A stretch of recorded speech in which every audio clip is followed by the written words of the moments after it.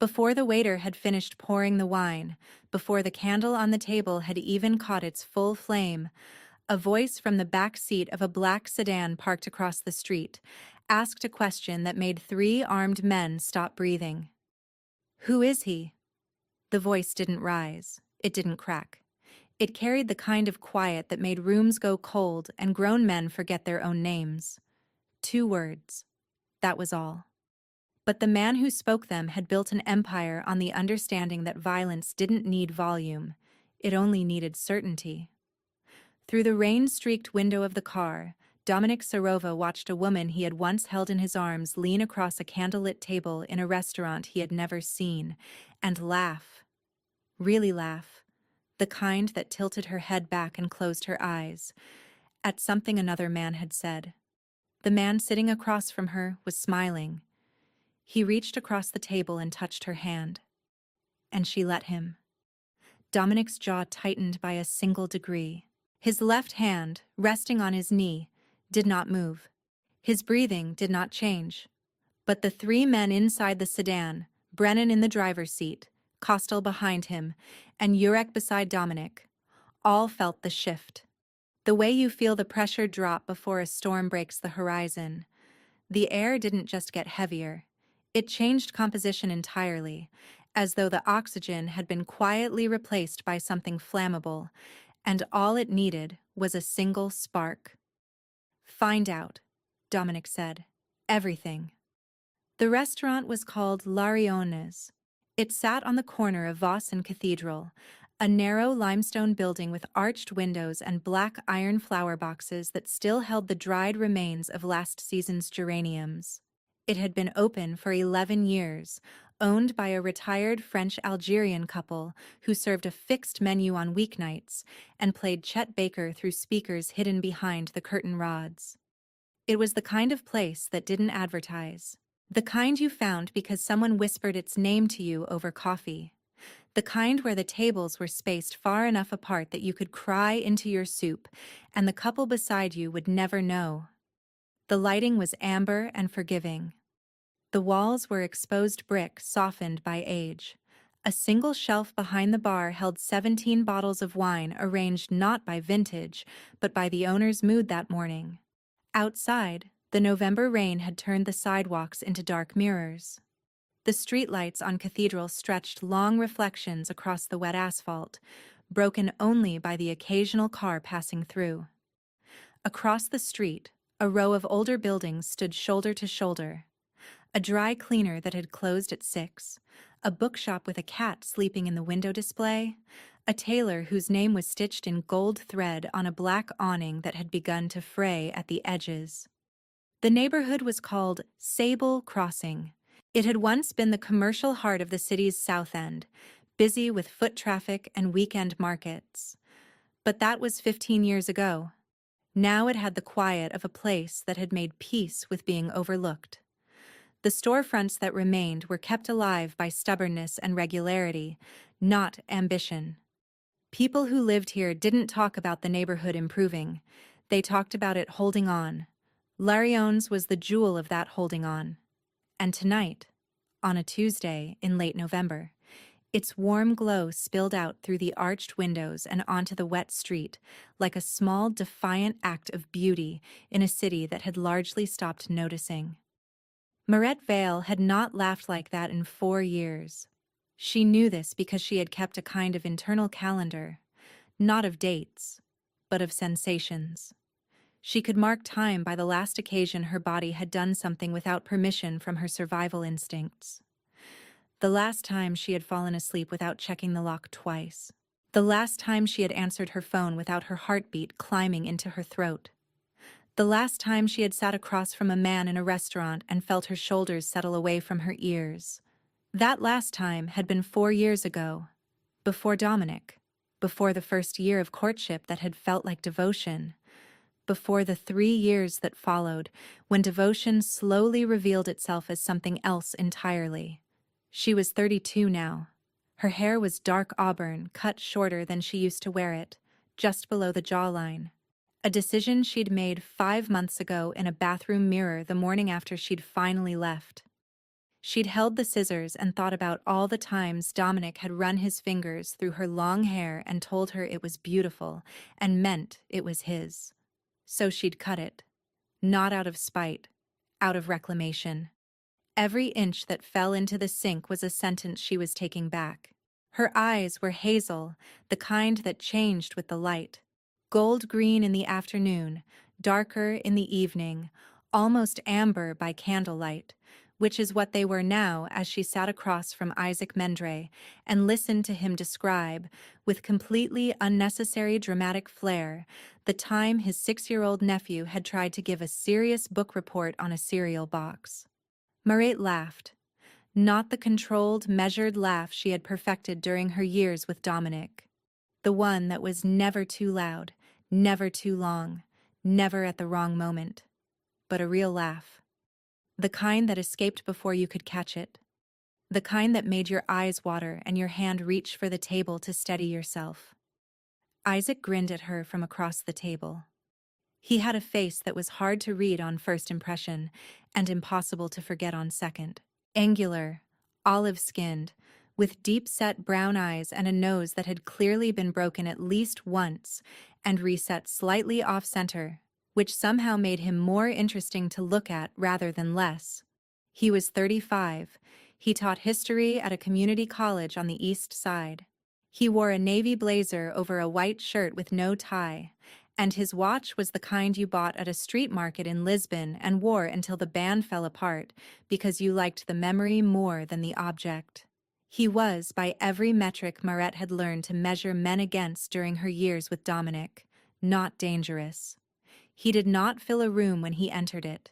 He did not track her movements with his eyes. He did not ask where she had been, or who she had spoken to, or why she had taken 11 minutes to answer a text instead of 3. He asked her what book she was reading. He asked her if she'd ever tried the cardamom ice cream from the place on Felter Street.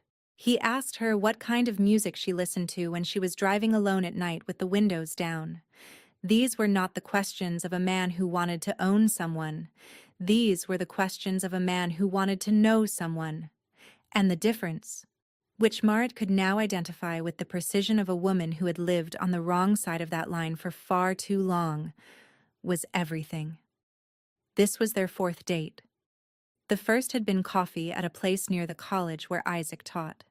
The second had been a walk along the river path that wound behind the old textile mills, during which Isaac had pointed out 6 different species of birds and gotten 4 of them wrong and admitted it cheerfully. The third had been dinner at a Thai restaurant where the owner's daughter had spilled a glass of water on Isaac's lap, and he had apologized to her. And now this, Lariones, candles and wine and Chet Baker and the sound of rain against arched windows. Mariette had chosen this restaurant because no one she knew came here, because it was across the city from the neighborhoods Dominic controlled, because the tables were spaced far apart and the lighting was low and the door was visible from every seat in the room. She had chosen it, in other words, the way she now chose everything, with one eye on beauty and the other on the exit. She hadn't told Isaac about Dominic. Not yet. Not the full truth. She had said only that her last relationship had been difficult and that she was still finding her way back to herself. Isaac had nodded and said, "Take all the time you need. I'm not going anywhere." And he'd meant it in a way that didn't sound like a warning. Mariette lifted her wine glass and looked at Isaac across the candle flame. For a moment, just a moment, the arithmetic of survival, the constant calculations of risk and distance and visibility, went quiet inside her head. And in the silence that remained, she heard something she hadn't heard in years, her own voice, relaxed, unguarded, laughing at a story about a cereal box. She didn't know that across the street, behind the tinted glass of a black sedan, a man who had once told her she would never belong to anyone else was watching her laugh with a stillness that could shatter glass. She didn't know, but something in her body did, some deep, animal frequency that had been tuned by years of living inside a beautiful, terrible silence, because halfway through her next sentence, without knowing why, Marit glanced toward the window. She saw nothing but rain, but her shoulders rose half an inch, and the arithmetic started again. The night Marit left Dominik Sarova, she did not pack a bag. She had thought about it. For months, she had thought about it. She had imagined the careful assembly, documents in a folder, clothes folded into a duffel, the small wooden box her mother had given her on her 18th birthday that held a pair of garnet earrings and a handwritten note that said, "You are allowed to choose yourself." She had rehearsed the departure in her mind the way prisoners rehearse escape routes, tracing every step, every door, every possible point of interception, until the plan was so detailed it became its own kind of prison. But when the moment came, there was no plan. There was only a single sentence and what it revealed. They had been in the kitchen of the penthouse on Rathmore Terrace. It was a beautiful kitchen. Italian marble, copper fixtures, a window that overlooked the city skyline like a painting no one had asked for. Dominik had designed the entire apartment himself. Every surface, every angle, every sightline. He had once told her, during the first year, when she still believed his control was care, that he had built this home so that nothing ugly could touch her. She had thought it was romantic. She didn't understand until later that what he meant was that nothing could reach her, including the outside world. That night, Dominik had come home at 11. He'd been at a meeting, the kind of meeting that left no minutes and no witnesses. He'd poured himself a glass of whiskey, stood at the kitchen island, and looked at her the way he sometimes did when something had gone wrong in his world, and he needed to reassert order in the one space he considered entirely his. "You changed your hair," he said. She hadn't. She had tucked it behind her ears differently. That was all. "I didn't." "Don't lie to me, Marit." "I'm not lying." I tucked it back. "It's the same." He set the glass down. The sound it made against the marble was barely audible, but Marit heard it the way a bird hears the snap of a branch, not as a sound, but as a signal. "When I tell you something about yourself," he said, "the correct response is to listen, not to argue. I know you better than you know yourself. I always have." The sentence landed in the kitchen like a stone dropped into still water, and the ripples it sent outward touched every wall, every surface, and every carefully designed inch of the penthouse that Marit had spent 3 years learning to call home, while slowly forgetting what home meant. "I know you better than you know yourself." She stood there, holding a glass of water, looking at a man who was not yelling, not threatening, and not raising a hand. A man who was simply, calmly, with absolute conviction, telling her that her own perception of her own body was wrong. And she understood. Not suddenly, not like a lightning strike, but like the last drop of water that finally sends the glass spilling over the edge, that this was the violence. Not the nights he had grabbed her wrist hard enough to leave a bruise she would explain away as a stumble. Not the morning he had thrown her phone against the bedroom wall because she had smiled at a text from a colleague. Not the time he had locked the apartment door from the outside and left her alone for 14 hours without explanation, then returned with flowers and told her he needed to know she would wait for him. All of those had been terrible, but this calm, quiet certainty that he owned the truth of who she was, this was the architecture. Everything else was just furniture. Marit set the glass of water down. She picked up her coat from the back of the chair. She walked toward the front door. "Where are you going?" Dominik asked. Not alarmed, curious, the way a man asks when he is certain the answer will be nowhere. "Out." "Out where?" She didn't answer. She opened the door. "Marit." His voice hardened by exactly 1 degree. "If you walk through that door right now, you need to understand what that means." She walked through the door. She did not take the garnet earrings. She did not take the wooden box. She did not take any of the clothes he had bought her, the jewelry he had selected for her, the books he had placed on her nightstand, because he believed he knew what she should read. She took her coat, her ID, her phone, and a credit card attached to an account he did not know about.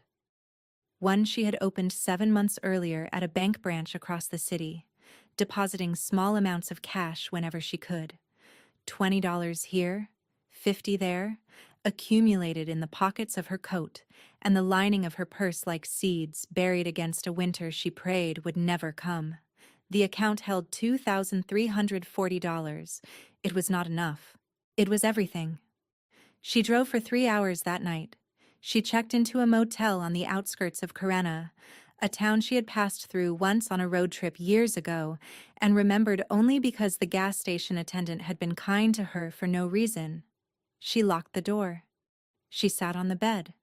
She did not cry. She called one person, her older cousin, Tassia, who lived 4 states away and who she hadn't spoken to in over a year because Dominic had described Tassia as unstable and a bad influence, enough times that Marette had eventually stopped reaching out. Tassia answered on the second ring. "Marette, is everything okay?" "I left him." A pause. Then Tassia's voice, raw and immediate. "Tell me where you are. Right now. Tell me where you are." Tassia had wired her $1,500 the next morning. She had given her the name of a woman in the city, Fenella Brask, a domestic crisis counselor who worked with women leaving controlling relationships. Fenella had met Marette at a coffee shop 2 days later, listened to everything, and said 5 words that Marette wrote on the back of a receipt and kept in her wallet for the next 3 months. "You are not his story." Marette had built her new life the way you rebuild a house after a flood. Slowly, from the foundation up, checking every beam before you trust it with weight.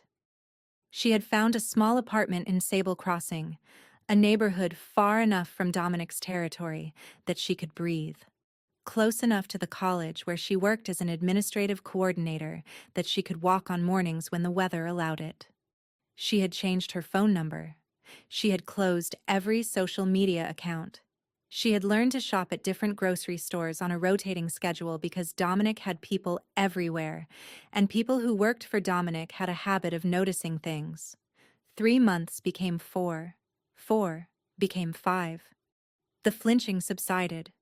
Not completely, but enough. She stopped checking the rearview mirror every 30 seconds. She started sleeping through the night more often than not. She cooked meals for herself that she chose because she wanted them, not because someone had opinions about what she should eat. She read books she picked from the library's shelf by running her fingers along the spines and stopping wherever they wanted to stop. She had not expected Isaac. She had not been looking. He had appeared the way decent things sometimes appear, without announcement, without pressure, like a door left open in a room you'd assumed had no exits. And now she was sitting in Larion's, laughing at a story about a cereal box. And for 4.5 minutes, she had forgotten the arithmetic entirely. 4.5 minutes. A new record. Dominic Sarova had not always been what he was now. The people who knew him, and there were very few who knew him as opposed to fearing him or serving him or both, understood that the man who controlled the eastern corridor of the city's underground economy had been built, not born. Built by a father named Rogan Sarova, who had run the same territory 30 years earlier with a method that could be described in a single word: erasure. Rogan did not punish disloyalty. He erased it. He removed people from rooms, from records, from memory. He had once told a 12-year-old Dominic, sitting across from him at a kitchen table in a house on Stroven Hill, that the most dangerous thing in the world was not violence. It was attachment. "Love something," Rogan had said, "and you've given someone a weapon to use against you. The only safe position is to need nothing and no one." Dominic had learned the lesson. He had learned it so well that by the time he was 25, he had taken over his father's operation and refined it into something Rogan himself would not have recognized: smoother, quieter, more sophisticated. Where Rogan had used force, Dominic used precision. Where Rogan had erased, Dominic absorbed. He didn't destroy his rivals. He made them dependent on him, which was slower and far more effective. But there was one lesson Dominic had failed to learn from his father, because it was the one lesson Rogan had been wrong about. Dominic could not stop himself from loving. He had loved his mother, Vesna, a Croatian woman with steady hands and a voice that could calm a room without raising itself above a whisper.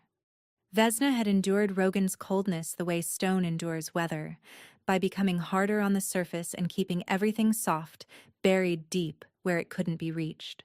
She had died when Dominic was 19, a stroke, sudden, in the kitchen on Stroven Hill, with a pot of coffee still warming on the stove. Dominic had found her on the floor. Rogan had not attended the funeral. He had sent flowers with a card that read, "She was a good woman," as if that were enough, as if that were anything at all. And Dominic had loved Marette. He had loved her the way he loved everything, completely, consumingly, and with a conviction that made no distinction between devotion and control. He had believed, with a sincerity that made it worse rather than better, that keeping her close was the same as keeping her safe, that monitoring her movements was attentiveness, that choosing her clothes and her friends and her schedule was care, that his jealousy was proof of depth, not damage. When she left, he had stood in the kitchen of the penthouse on Rathmore Terrace for 45 minutes without moving. He had looked at the glass of water she had set on the counter and not touched it. He had not called her. He had not sent anyone after her. Not that night. That night he had simply stood in the kitchen and felt something he had not felt since he was 19 years old, kneeling beside his mother's body on the floor of a house on Stroven Hill. Loss. Not anger. Not yet. The anger would come later, in waves, in the weeks that followed, when the phone number was disconnected and the apartment she rented couldn't be found and the people he sent to look came back with nothing. The anger was secondary, a structure built on top of something much older and much more frightening. The fear that his father had been right, that loving something only gave the world a weapon, and that he had handed Marit the blade and she had used it to cut herself free. For 3 months, Dominic had maintained a discipline that surprised even his inner circle. He had not searched for her. He had not dispatched anyone. He had sat inside the penthouse and run his business and attended his meetings and spoken to his lawyers and done everything a man in his position was supposed to do while carrying, beneath the surface, a wound that would not stop bleeding because he would not stop pressing on it. Then, on a Tuesday night in late November, Brennan had driven him past Sable Crossing on the way to a meeting in the South End, and Dominic had glanced through the sedan window and seen, through the arched glass of a restaurant he had never noticed before, a woman with dark auburn hair cut short to the jawline leaning across a candlelit table and laughing. And every wall he had spent 3 months building collapsed in the time it took his heart to beat twice. "Stop the car," he said. Brennan stopped. Dominic watched. He watched her lift a wine glass. He watched her smile at a man he didn't recognize. He watched the man reach across the table and touch her hand. And he watched Marette. His Marette. The woman he had built a penthouse around. The woman he had loved with a ferocity that had eventually become indistinguishable from captivity. Let another man's fingers rest on hers without pulling away. "Who is he?" Dominic asked. The sedan was silent. "Who is he?" he asked again. And this time the question wasn't about the man across the table. It was about something far larger and far more dangerous. The realization that Marette had not just left him. She had moved on. She had rebuilt. She had found a restaurant with candles and a man who made her laugh, and a version of herself that existed entirely outside the walls Dominic had constructed. She had, in the most fundamental sense, erased him. And Dominic Sarova, who had inherited his father's empire and his father's methods, and his father's belief that erasure was the ultimate power, was now on the other side of it. For the first time in his life, he was the one who had been removed. Dominic did not go to the meeting that night. He told Brennan to circle the block, then to park, then to wait. The sedan sat at the far edge of the parking lot behind Larion's for 47 minutes while the rain thinned to a mist and the streetlights on Cathedral Street painted wet yellow circles on the asphalt. Kostel and Urek said nothing. Brennan kept the engine running and his eyes forward. No one in that car was foolish enough to speak first. Dominic watched through the window as the shapes inside the restaurant moved in the soft amber glow. He could see Marette's silhouette. He could see her tilt her head.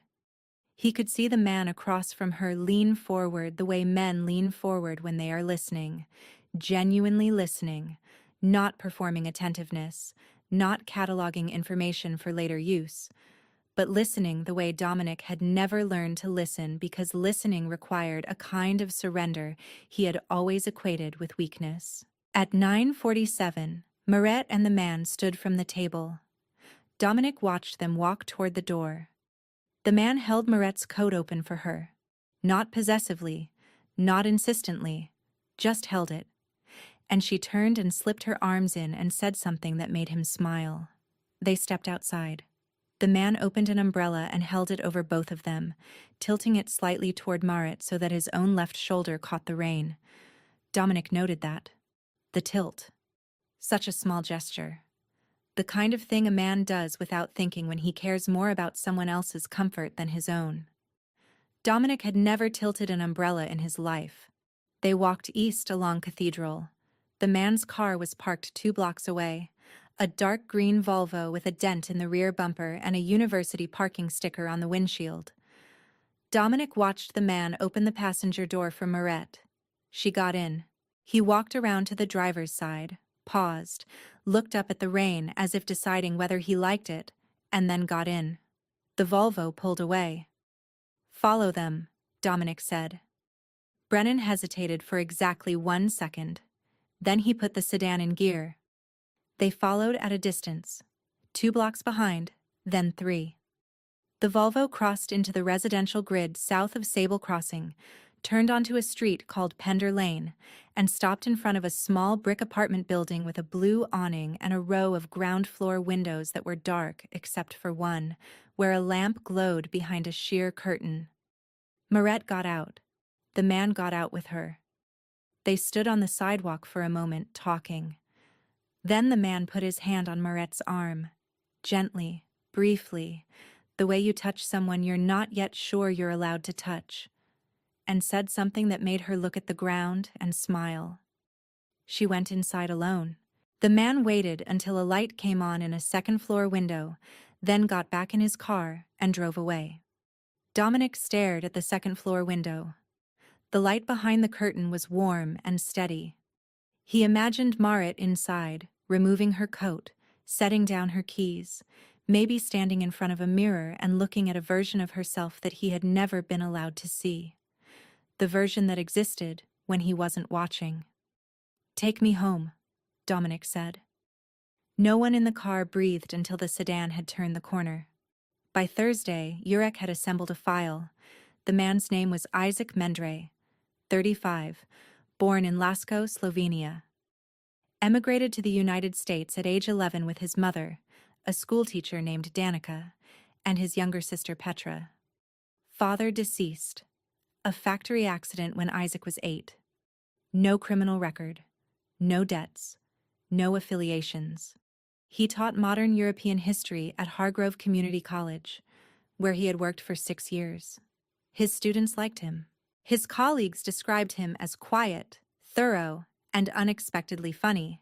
He lived in a rented apartment above a hardware store on Kelso Avenue. He drove the green Volvo. He owned a bicycle. He volunteered on Saturdays at a literacy center in the Moro district, teaching English to recent immigrants. Jurek placed the folder on Dominic's desk in the study on Rathmore Terrace. Dominic opened it. He read every page. He studied the photograph Jurek had taken from across the street. Isaac walking to his car, jacket over his arm, a canvas bag of books hanging from his shoulder. An ordinary man. A man who held umbrellas at the right angle and taught history to people who wanted to learn and waited on the sidewalk until a light came on in a second-floor window before driving away. Dominic closed the folder. "Does he know about me?" he asked.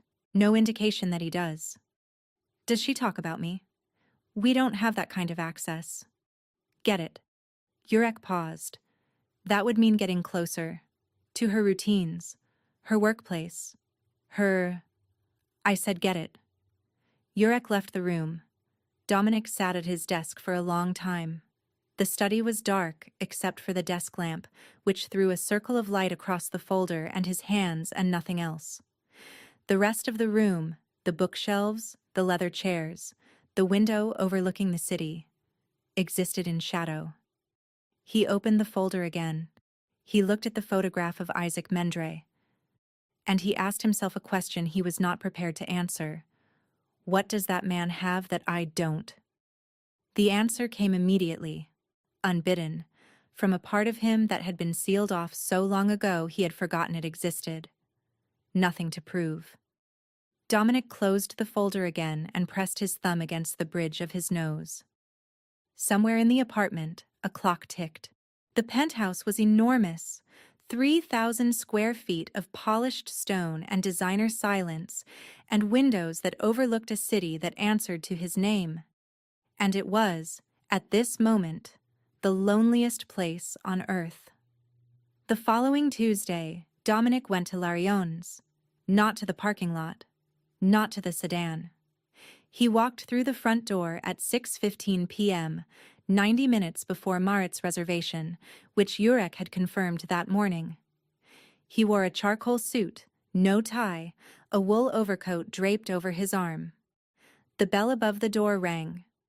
The owner, a man named Dosh with silver hair and careful hands, looked up from behind the bar and recognized him.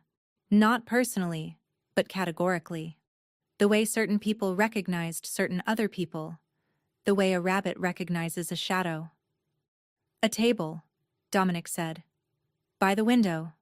I'll be dining alone." Dosh seated him without comment. Dominic ordered a glass of red wine he didn't drink.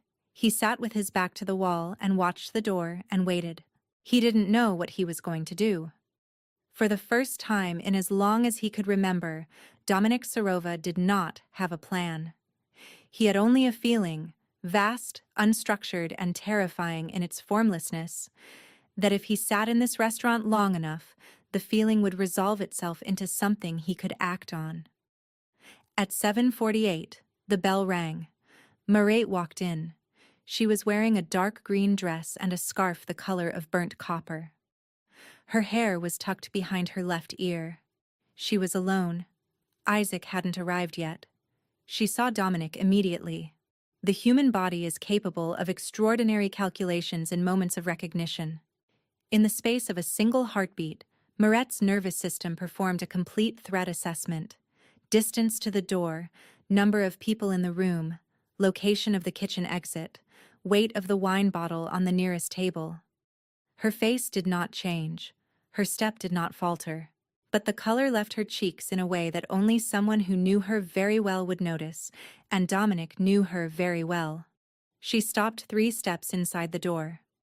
"Hello, Maret," Dominic said. His voice carried across the room the way smoke carries, without effort, without apology, filling every space it touched. Maret did not respond. She stood in the doorway and looked at the man who had spent every day of their relationship convincing her that love and surveillance were the same word, and something inside her, something she had spent 5 months carefully rebuilding, listed to one side like a ship taking on water. "Don't run," she told herself. "Running is what he expects." Running confirms that he still controls the geometry of your fear. She walked to the bar. She sat on a stool. She did not sit at his table. She did not approach him. She placed herself in neutral territory, visible to the room, within earshot of Dash, and she ordered a glass of water with a voice that did not shake, though the effort of keeping it steady cost her more than anyone in that room would ever know. Dominic watched her sit at the bar. He had expected one of three things: retreat, confrontation, or collapse. She had chosen none of them. She had chosen a fourth option he hadn't anticipated, which was to simply exist in the same room as him without acknowledging his gravitational pull. It unsettled him more than any of the other three would have. He stood.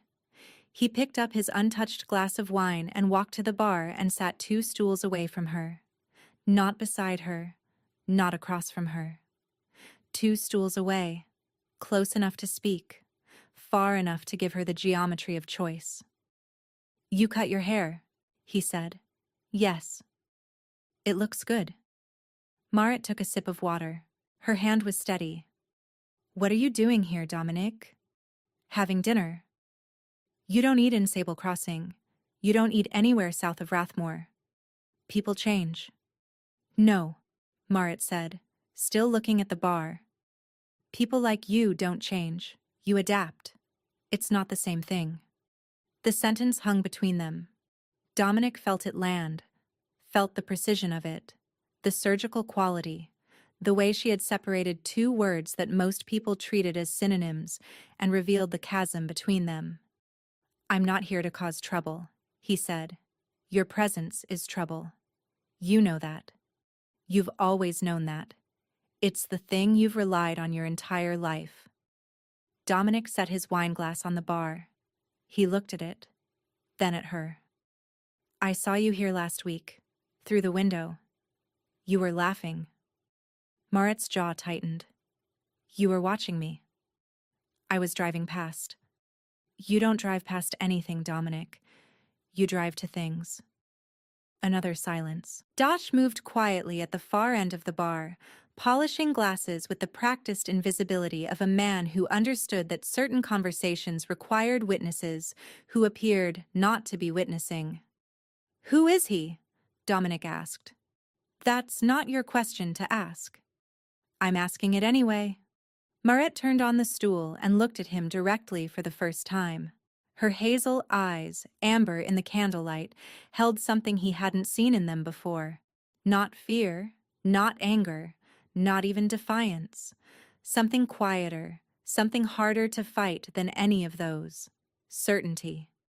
"He is someone who asks me what I'm reading," Marit said. "He is someone who waits until I invite him in.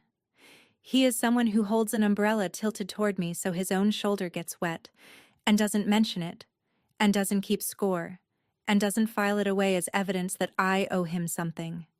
She paused. "He is everything you could have been if you had ever learned the difference between loving someone and monitoring them." Dominic didn't move. His face didn't change. But something behind his eyes, deep behind them, in the place where the 12-year-old boy still sat at a kitchen table listening to his father explain that attachment was weakness, shifted. A fissure opened where none had been before. Not a collapse, not a shattering, but the slow, seismic give of something that had been held rigid for too long. "I didn't come here to take you back," he said quietly. "Then why did you come?"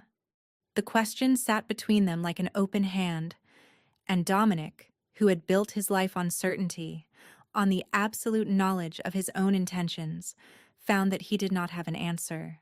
He had come because the feeling was unstructured and vast. He had come because seeing her laugh had unlocked a part of him he'd spent decades sealing shut. He had come because somewhere beneath the architecture of control and power and precision, there was a man who had once knelt beside his mother's body on a kitchen floor and understood for the first time that love was not a strategy. It was a surrender. And Dominic Serova had never surrendered anything. "I don't know," he said. 2 words, spoken so quietly that Dosh at the far end of the bar didn't hear them. But Marit did. And she recognized something in those 2 words that she had never heard from Dominic in all the time they had shared a bed and a home and his suffocating devotion. Honesty. Not the performed honesty of a man managing a situation. Not the tactical vulnerability of a man deploying weakness as strategy. But the raw, bewildered honesty of a man encountering a feeling he did not have the tools to process. "You don't know," Maret repeated. "No."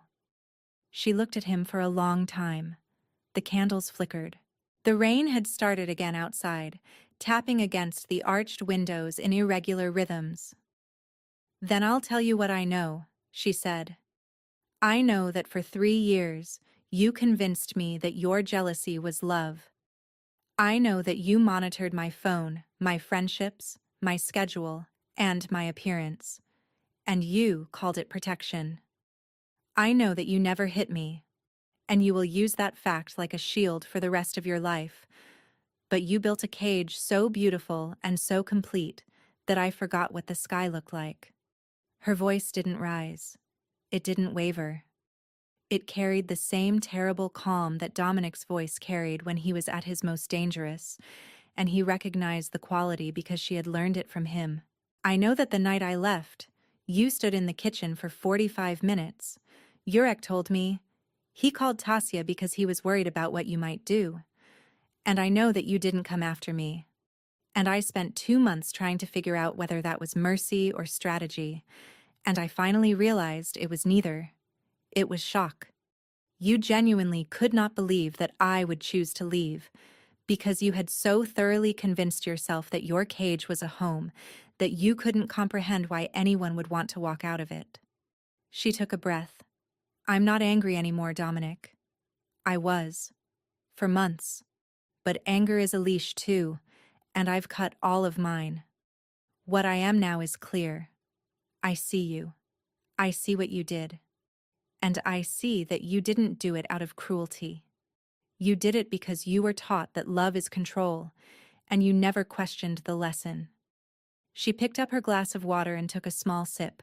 "But understanding why you are the way you are does not obligate me to stand inside the blast radius while you figure out how to be different. If you ever do." The bar was silent. Somewhere in the kitchen, a pot clanged softly. The Chet Baker record had ended, and no one had replaced it, so the only sound was rain and breathing and the quiet creak of the building settling into its own bones. Dominic looked at his hands on the bar.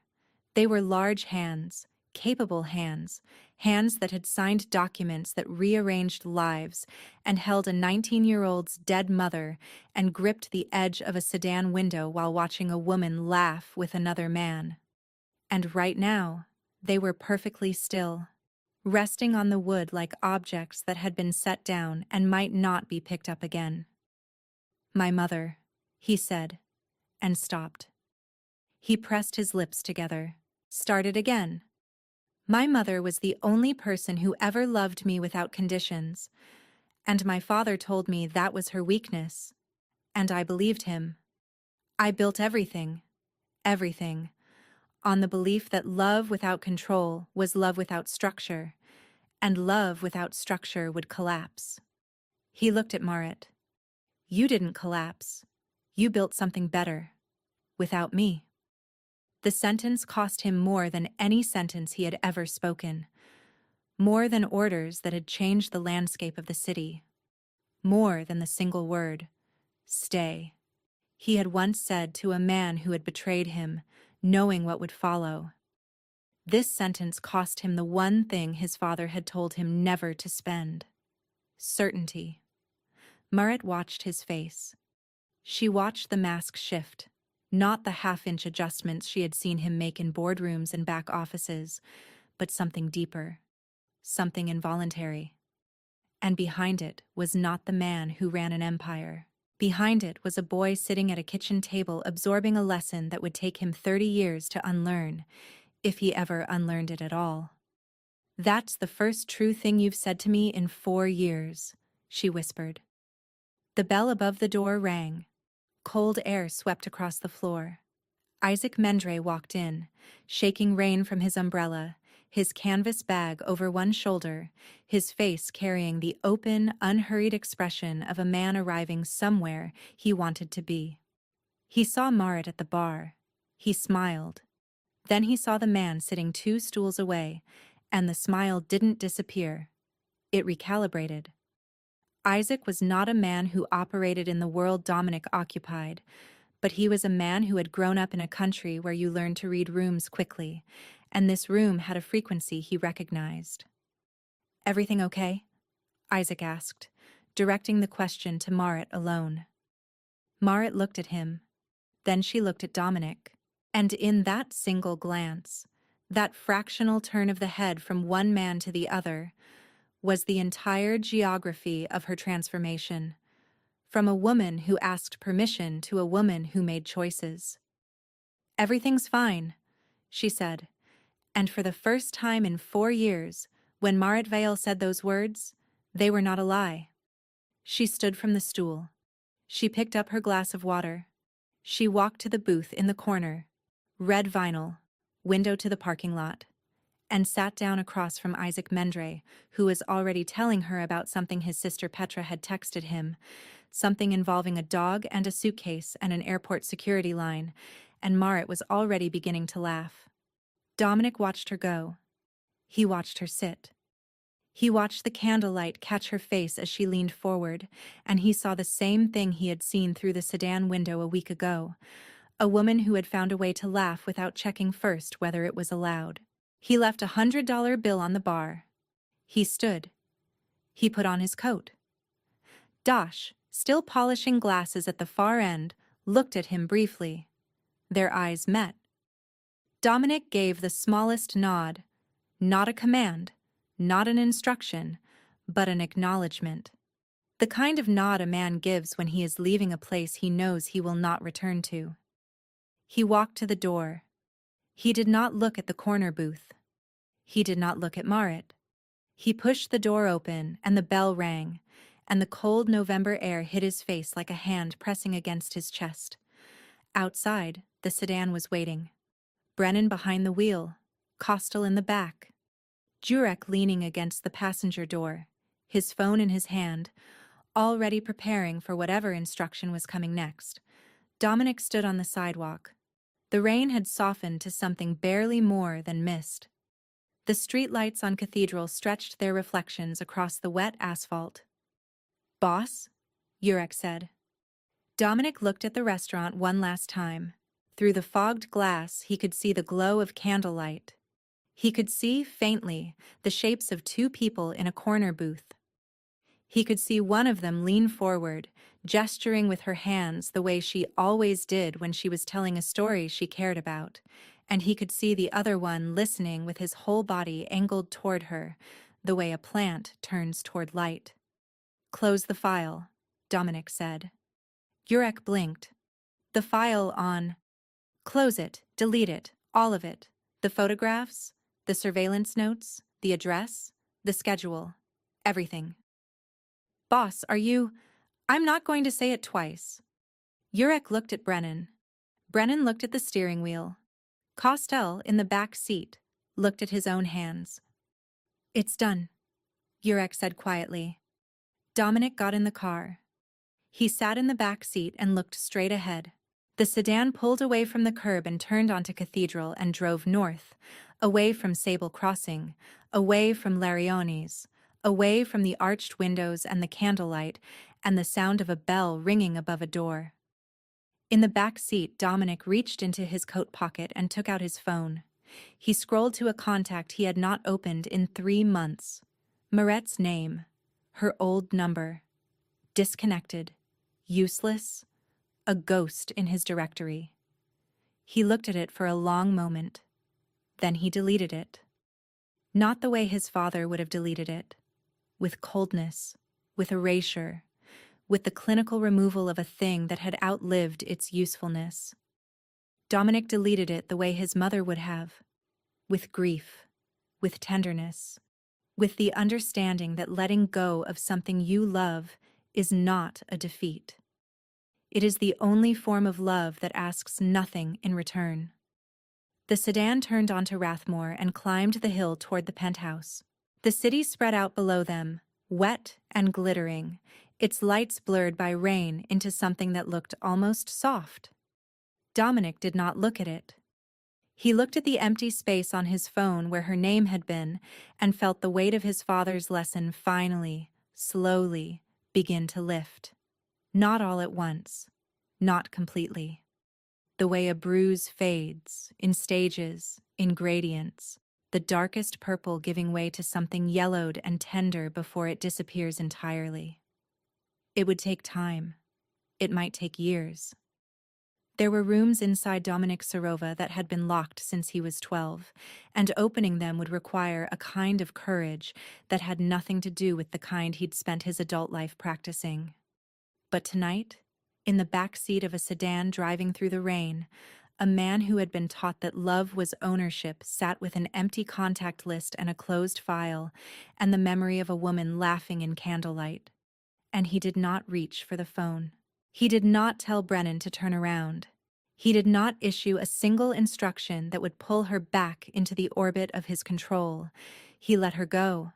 And somewhere inside the penthouse on Rathmore Terrace, in the kitchen with the Italian marble and the copper fixtures and the window overlooking a city that answered to his name, the glass of water Moret had set on the counter 5 months ago, the one Dominic had never touched, never moved, never allowed anyone to clear, sat exactly where she had left it. Tomorrow, he would put it away. Not tonight. Tonight was for letting the fissure widen, for sitting in the silence of an enormous apartment and hearing, for the first time, how empty it sounded when it wasn't filled with the presence of someone who had never been free to leave. But tomorrow he would put the glass away. He would open a window. He would let the cold air in and stand in it and feel it against his face, the way he had felt the November rain on the sidewalk outside Larion's. Not as discomfort, but as evidence. Evidence that the world outside the cage existed, and that it was large, and that it did not answer to his name, and that this, perhaps, was not a threat. Perhaps it was the point. Back inside Larion's, the bell above the door had stopped ringing. The Chet Baker record had been replaced by something softer. A woman's voice singing in Portuguese, low and warm, like a hand resting on the small of your back. Marit and Isaac sat in the corner booth. The candle between them had burned to its midpoint. The wine was almost gone.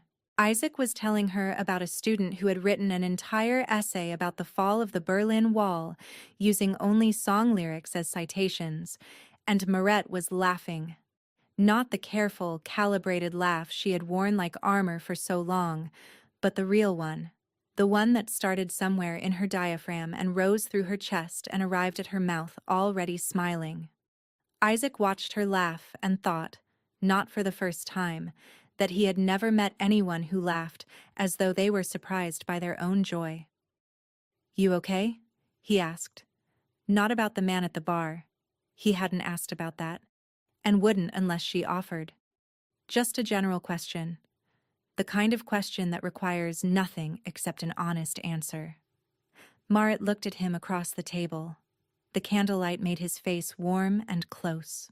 His eyes were steady, patient, incurious in the way that only genuinely curious people can be. The kind of incurious that says, "I'm interested in whatever you want to tell me, whenever you want to tell it." "I'm okay," she said. And she was. Not completely. Not yet. There were still nights when she checked the deadbolt twice, still mornings when the sound of a car engine idling outside her building made her stomach tighten, still moments when she caught herself asking permission for things that required no permission, choosing a restaurant, buying a book, wearing her hair the way she wanted to wear it. But she was okay the way a bone is okay after it heals, stronger in the broken place, tender when the weather changes, but whole, functional, capable of bearing weight again. "Can I ask you something?" Isaac said. You can ask me anything. Do you want dessert? Because I've been staring at the chocolate tart on the menu for 20 minutes and I need moral support. Marit smiled. Not the complicated smile of a woman still processing all that damage. A simple smile, the kind that means yes. Get the tart, she said. Isaac signaled the waitress. The Portuguese song ended and another began. Rain tapped against the arched windows in rhythms that sounded, if you listened closely enough, almost like applause. And on Pender Lane, in a small brick apartment building with a blue awning, a second-floor window glowed with a light that had been left on. Not by accident, but by habit. The habit of a woman who had learned that coming home to a lit window meant coming home to something that was hers. A lamp she had chosen. A room she had arranged. A door with a deadbolt she controlled. The light stayed on. The rain continued. And somewhere between a restaurant on the corner of Voss and Cathedral and an apartment on a quiet street in Sable Crossing, a woman who had once forgotten what the sky looked like was slowly, carefully, learning to live beneath it again. Not perfectly. Not yet, but enough.